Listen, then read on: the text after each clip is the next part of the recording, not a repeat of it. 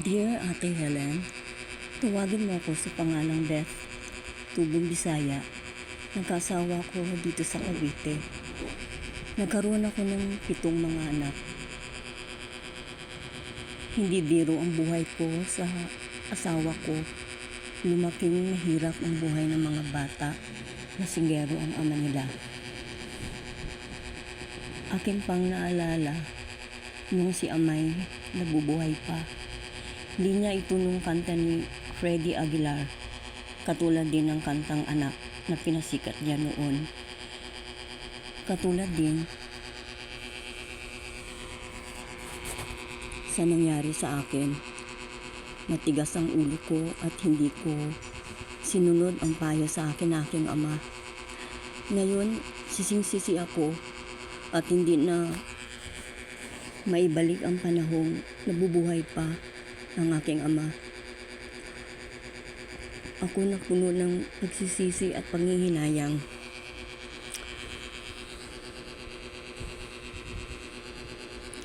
Ate Helen, napakasakit ang mawalan ng minamahal.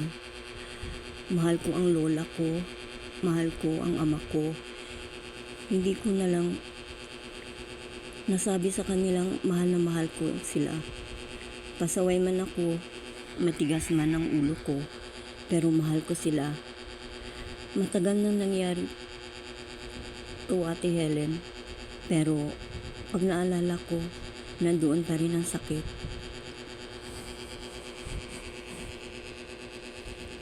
Muli, naramdaman ko ang sakit ng mawala ng mahal sa buhay nung mawala ang ate ng asawa ko. Naging malapit ako sa kanya, Ate Helen.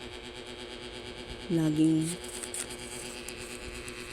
handa siyang tumulong sa oras na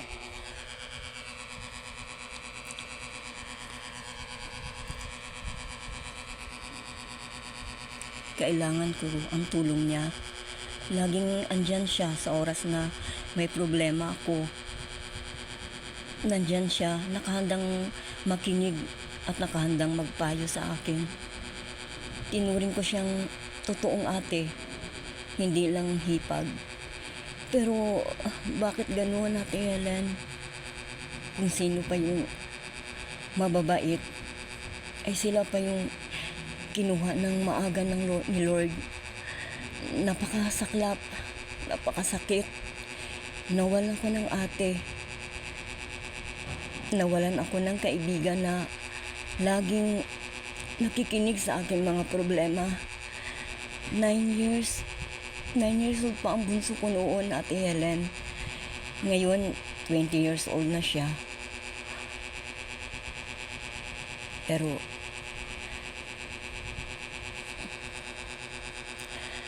tandang-tanda ko pa at nandito pa ang sakit ng alaala nung nabubuhay pa siya. Tumanda akong malungkot at walang kaibigan, Ate Helen. Nabubuhay ako sa depression at anxiety at trauma. May depression ako sa buhay ko, sa asawa ko. May trauma ako, Ate Helen, dahil sa maling paratang sa akin. Hindi nasira ang isip ko dahil sa mahal ako ng Diyos. Lagi siyang nasa isip. Lagi siyang nasa puso ko, Ate Helen. Maraming salamat sa pagbasa mo sa sulat ko. Nagmamahal, Nay Beth.